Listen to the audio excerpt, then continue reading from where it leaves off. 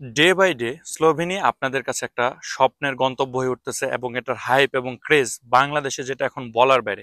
সবার মুখে শুধু এই একটা দেশেরই নাম।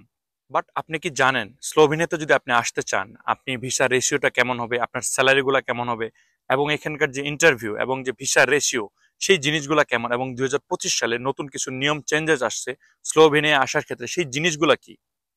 হ্যালো গাইজ, আসসালামু আলাইকুম। কি অবস্থা সবার? সবাই কেমন আছেন? আশা করি ভালো আছেন। আলহামদুলিল্লাহ, আমিও ভালো আছি। বরাবরের মতো স্লোভেনিয়ার অত্যন্ত একটা গুরুত্বপূর্ণ ভিডিও নিয়ে আপনাদের সঙ্গে হাজির হয়েছি। এটা আপনাদেরই রিকোয়েস্টের ভিডিও। সেই সাথে আপনাদেরকে সতর্ক করার দরকার, তার কারণ বাংলাদেশ থেকে আপনারা এখন অনেকে এদেশে আসতে যাচ্ছেন, বাট আপনি জানেন না এদেশের যে সার্বিক পরিস্থিতি, ভিসা রেশিও, এবং এখানকার যে টিআরসি কার্ডের যে বিষয়গুলো সেইগুলো, এবং এখানকার যে স্যালারি এবং যে অপরচুনিটি এবং যে সময়গুলা, সবকিছু মিলিয়ে আজকের ভিডিওতে আমি এই জিনিসগুলো তুলে ধরার চেষ্টা করব। এখানে আপনি আসলে কি কি ফ্যাসিলিটি পাবেন, স্যালারিটা কেমন হতে পারে, ভিসা প্রসেসিং এক্সেট্রা এক্সেট্রা, যাবতীয় বিষয়গুলো। সো আজকের ভিডিওটি অনেক অনেক গুরুত্বপূর্ণ হতে যাচ্ছে। যে সকল ভাইয়েরা আপনারা স্লোভেনিয়া আসতে চাচ্ছেন তাদের জন্য আশা করি নাটেনে ভিডিওটি সম্পূর্ণ দেখবেন। তার আগে ছোট্ট একটা রিকোয়েস্ট, আপনি যদি আমাদের চ্যানেল নতুন হয়ে থাকেন তাহলে অবশ্যই চ্যানেলটি সাবস্ক্রাইব করে দিবেন এবং পাশে বেল আইকনটি চেপে দিবেন। আর যদি অলরেডি সাবস্ক্রাইব করে থাকেন, thanks a lot. So let's get start the video.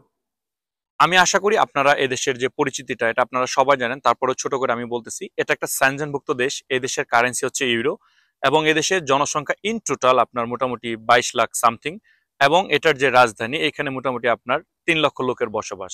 সেই ধারাবাহিকতায় আমি বলবো যে দেশটি অত্যন্ত সুন্দর এবং সিমসাম একটি দেশ। আপনাদের স্বপ্নের গন্তব্য এটি হতে পারে, তার কারণ যারা একটু নিরিবিলি টাইপের পছন্দ করেন তাদের জন্য এই দেশটি পারফেক্ট। এবং এই দেশের অনেক কিছু ঐতিহ্য রয়েছে এবং লেকে ভরপুর এবং পর্যটন বেস্ট একটা দেশ।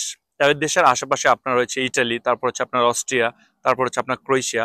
যারা আপনারা বাই রুটে ইতালি যেতে চান আপনাদের অবশ্যই এই দেশটাকে ওভারটেক করে তারপরে যেতে হয়। মোটামুটি আমি বলবো যে এই দেশটা, যে সকল ভাইয়েরা আপনারা একদম সিমসাম এবং নিরিবিলি মনোরম একটা পরিবেশ চান লাইভ লিড করার জন্য, তাদের জন্য এই দেশটা পারফেক্ট। তো চলুন কথা বলা যাক এদেশের যে কাজের পরিধিগুলা সে ব্যাপারে। কাজের পরিধির ব্যাপারে আমি যদি বলি, এখানে বিভিন্ন ধরনের কাজ রয়েছে, বাট আমি ছোট আকারে বলতেছি। সেটা হচ্ছে আপনার কনস্ট্রাকশন রিলেটেড কাজ, পর্যটন রিলেটেড কাজ, এবং যারা স্কিল ওয়ার্কার তাদের জন্য রয়েছে আপনার আইটি সেক্টর, মেকানিক্যাল ইঞ্জিনিয়ার। এক কথা আমি বলবো যে এদেশে মানে কাজের যে অপরচুনিটি গুলা সেটা অনেক ভালো অন্যান্য দেশের তুলনায়।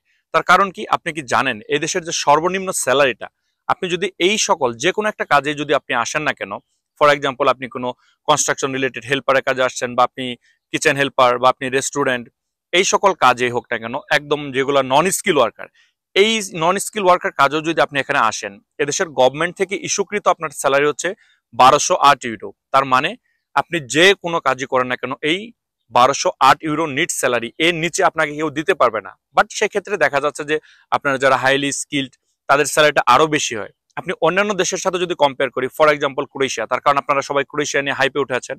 ক্রোয়েশিয়ার থেকে এই দেশটা আপনার প্রায় 1 গুণ বেশি ধনী। ফর এক্সাম্পল ক্রোয়েশিয়া যদি আপনার 20 টাকার মালিক হয়, তো তাহলে আপনার স্লোভেনিয়া মোটামুটি আপনার 30 টাকার মালিক। আপনার জিনিসটা বোঝার চেষ্টা করবেন, এবং যে স্যালারিটা সেটাও আপনার অনেক হাই। এবং আমি যেটা বলবো যে আপনি যদি ভালো একটা স্কিল ওয়ার্কারের কাজে আসতে পারেন, তো তাহলে আপনার স্যালারি মোটামুটি 1500 থেকে 1800 ইউরো পর্যন্ত হবে ইনশাল্লাহ। সো সবকিছুর দিক থেকে আমি বলবো যে আপনারা যদি এখানে আসতে চান, যে সার্বিক বিষয়গুলো রয়েছে সেই জিনিসগুলো আপনার জানা দরকার। সেটা কি, এখানকার যে ভিসা রেশিও এবং এখানকার যে ভিসার কাজগুলো করা হয় যে সকল এজেন্সি বাংলাদেশে রয়েছে, আমি তাদের ব্যাপারে বলবো যে এটা খুবই সীমিত পরিসর। তার কারণ এই দেশটা নতুন হাইপে উঠছে, অনেকে অনেক কিছু নিয়ম না জেনে আবেদন করে ভিসা রিজেক্ট খাচ্ছে, সেটার একটা দায়ভার চাপিয়ে দিচ্ছে আপনাদের উপর এবং এই দেশের উপর। এখানে ভাই হিউজ পরিমাণ কাজের অপরচুনিটি রয়েছে। সেই পরিপ্রেক্ষিতে আমি বলবো যে আপনারা যদি এখানে আসতে পারেন, আপনাদের ভিসা রেশিও যে ভালো থাকবে, যে সতর্কতাগুলো এবং যে ডকুমেন্টেশনগুলো এবং যে নিয়মগুলো আপনার মানতে হবে, সে বিষয়ে কিছু পরামর্শ দেবো। এই বিষয়ে আসার আগে ছোট্ট একটা অনুরোধ, ভিডিও যদি ভালো লেগে থাকে এবং ইনফরমেটিভ মনে হয় তাহলে অবশ্যই লাইক কমেন্ট এবং শেয়ার করবেন। অ্যাটলিস্ট আমাকে সাপোর্ট করার জন্য আমার চ্যানেলটাকে সাবস্ক্রাইব করে রাখবেন। সবার ফার্স্ট আমি যে বিষয়টা বলবো সেটা হচ্ছে আপনার ডকুমেন্টেশন। তার কারণ হচ্ছে এই ডকুমেন্টেশনের জন্য আপনার ভিসাটা রিজেক্ট হচ্ছে। আপনার যে প্রপার ডকুমেন্টস গুলো লাগবে সেই জিনিসগুলো আপনার এজেন্সি না জেনে না বুঝে আবেদন করে দিচ্ছে। মানে আপনার এজেন্সি কি করতেছে, একটা পারমিট পাচ্ছে, সেই পারমিটের থ্রুতে আপনাকে এম্বাসিতে পাঠিয়ে দিচ্ছে। ডকুমেন্টেশনের যে বিষয়গুলা এবং ইন্টারভিউর যে বিষয়গুলা সেই জিনিসগুলা তারা না বুঝে আপনাকে পাঠিয়ে দিচ্ছে।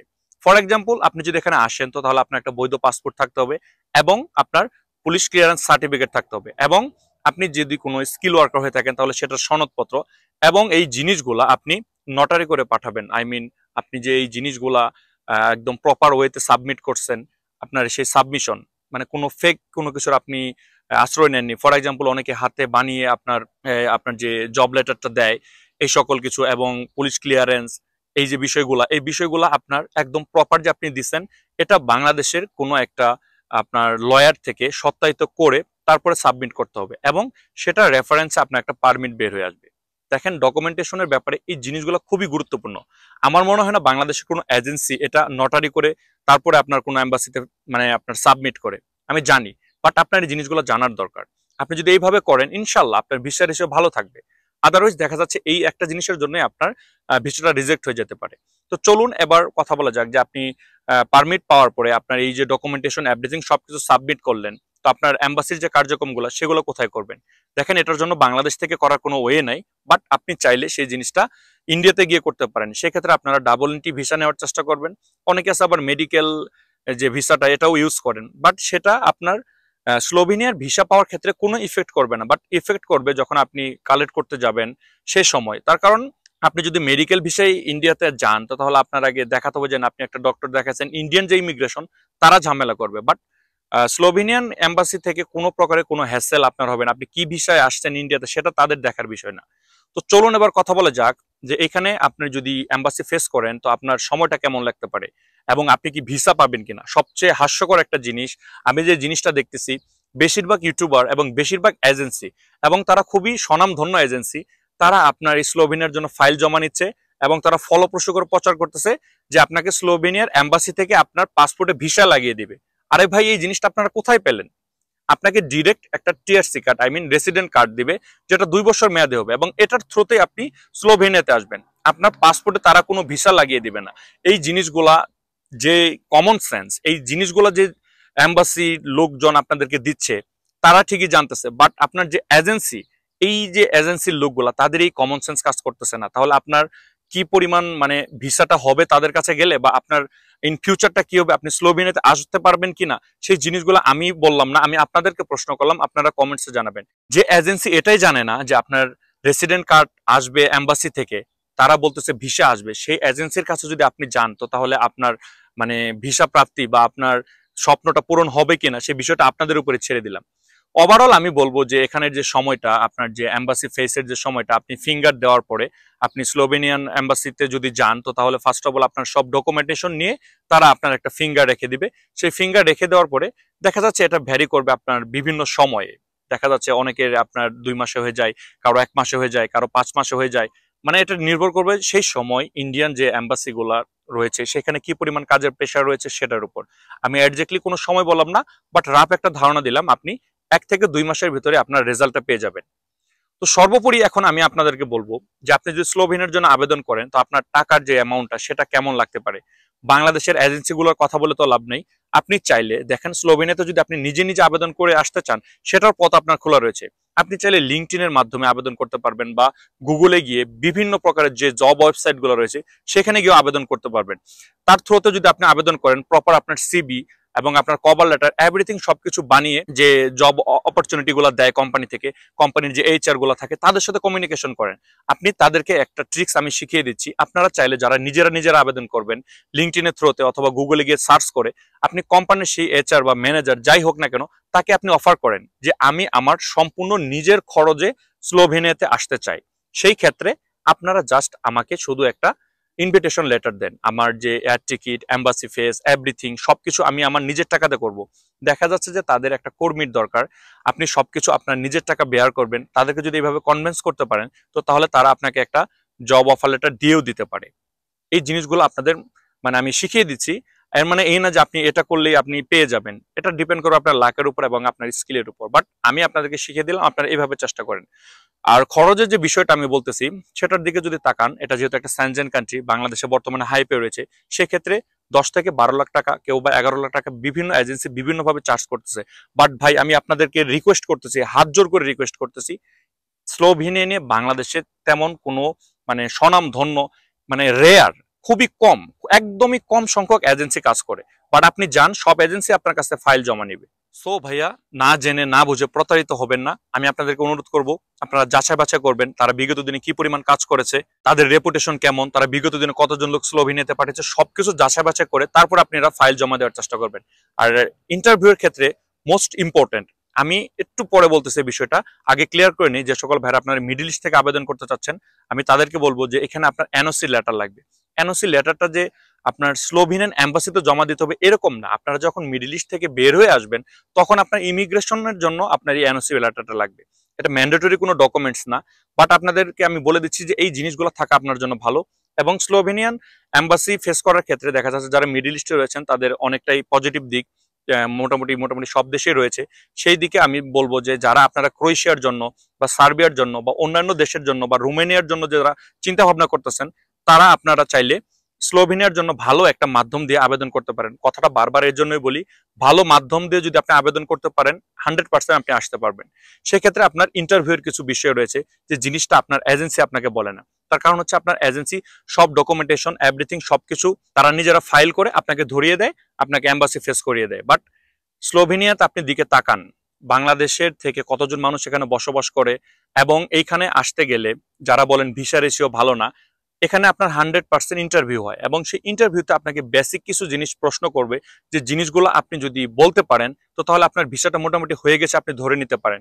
বাট এই ইন্টারভিউর বিষয়গুলো আপনার এজেন্সি বা থার্ড পার্টি মাধ্যম আপনাকে জানে না। তার কারণ এটাই যে আপনার যে এজেন্সি যারা বাংলাদেশ থেকে আবেদন করেন তারা স্লোভেনিয়ায় অবস্থিত কোনো বাঙালি ভাই বা অন্যান্য দেশের যে ভাইগুলো রয়েছে তাদের কাছ থেকে একটা নামে বেনামে কোম্পানির একটা ওয়ার্ক পারমিট ম্যানেজ করে আপনাদেরকে দিয়ে দিচ্ছে। সেইভাবে আমি বলবো যে এই জিনিসগুলো আপনি জেনে শুনে আবেদন করেন, ইনশাল্লাহ আপনি 100% ভিসা পাবেন। ইন্টারভিউর ক্ষেত্রে ফার্স্ট অফ অল আপনাকে আপনার যে বেসিক জিনিসগুলো সেগুলো জিজ্ঞাসা করতে পারে। ফর এক্সাম্পল আপনার পাসপোর্ট নাম্বার, আপনার নাম, আপনার ঠিকানা, এক্সেক্টা আপনি স্লোভেনিয়া কেন যেতে চাচ্ছেন, এক্সেক্টা।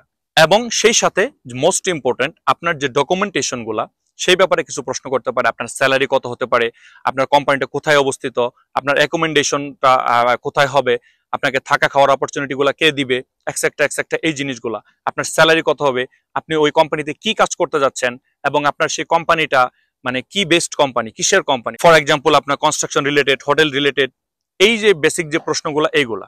এবং 3 নাম্বার যে বিষয়গুলো আসে সেটা হচ্ছে তারা আপনাকে মাস্ট বি প্রশ্ন করবে আপনি কি কোনো টাকা পয়সা দিয়ে তারপরে আপনার এই পারমিট বা আপনি যে ইনভিটেশন লেটার এইগুলা, বা আপনি কোনো থার্ড পার্টি মাধ্যমকে বা কোম্পানিকে টাকা দিয়ে তারপরে এগুলো কালেক্ট করে তারপর আপনি মানে স্লোভেনিয়াতে যাচ্ছেন। এক কথায় আমি বলবো যে আপনারা এই ক্ষেত্রে না করে দিবেন। আপনি যদি বলেন যে আমি কোনো এজেন্সি ধরে আমি টাকা পয়সা দিয়ে স্লোভেনিয়াতে যাচ্ছি, তাহলে আপনার ভিসাটা রিজেক্ট হয়ে যাবে। বিষয়গুলা মানে ছোট একটা বিষয় বাট খুব সেন্সিটিভ আপনার ভিসা পাওয়ার ক্ষেত্রে। তারপরে আমি বলবো যে তারা আপনাকে প্রশ্ন করতে পারে যে আপনি স্লোভেনিয়াতে ইন ফিউচারে কি করবেন, আপনি আপনার ফ্যামিলি এখানে আনবেন কিনা। এই যে প্রশ্নগুলা এইগুলা আপনারা আপনাদের মতো করে সাজাবেন, বাট আমি যে জিনিসগুলো কথা বললাম এই জিনিসগুলো মাথায় রাখবেন। সো ওভারঅল এই সবকিছু করলে ইনশাল্লাহ আপনার স্লোভেনিয়ার ভিসা পাওয়াটা একদমই ইজি হয়ে যাবে। সেই সাথে আমি বলবো যেহেতু এটা একটা সেনজেন কান্ট্রি, অনেকে দেখা যায় এখানে এসে ইটালি বা ক্রোয়েশিয়া বা অন্যান্য দেশে মুভ করতে চায়। ভাই এখানে আপনার স্যালারিটা হাই হবে, আপনার কোম্পানি আপনাকে ফ্যাসিলিটি দিচ্ছে, মানে বেশিরভাগ কোম্পানি আপনাকে থাকা খাওয়ার ব্যবস্থা করে দিবে। সবকিছু মিলিয়ে আমি মনে করি স্লোভেনিয়া আপনার একটা বেস্ট কান্ট্রি হতে পারে। এখানে আপনার কোলাহল মুক্ত, প্রাকৃতিক সৌন্দর্য ভরপুর, অনেক লেক রয়েছে। মানে এক কথায় আমি বলবো যে ভাইয়া যারা আপনারা ক্রোয়েশিয়া, ইটালি, ফ্রান্স অন্যান্য দেশের চিন্তা ভাবনা করেন, এক কথা বলবো যারা আপনারা অন্যান্য দেশের কথা চিন্তা করেন তারা এই দেশে এসে চাইলে আপনারা সেটেল হতে পারেন। সো স্লোভেনিয়া নিয়ে আরো কিছু গুরুত্বপূর্ণ আলোচনা করবো। যদি আপনাদের কোনো কিছু জানার থাকে বা বোঝার থাকে তাহলে অবশ্যই আমাকে কমেন্টস করবেন। আজকের ভিডিও আর বড় করতেছি না, ইনশাল্লাহ পরবর্তী ভিডিওতে আরো কিছু গুরুত্বপূর্ণ বিষয় নিয়ে কথা বলবো। সো সেই ভিডিওটি দেখার অনুরোধ জানিয়ে আজকের ভিডিও এখানে শেষ করতেছি। সবাই ভালো থাকবেন, আমার জন্য দোয়া করবেন, আপনাদের জন্য দোয়া রইল। আসসালামু আলাইকুম।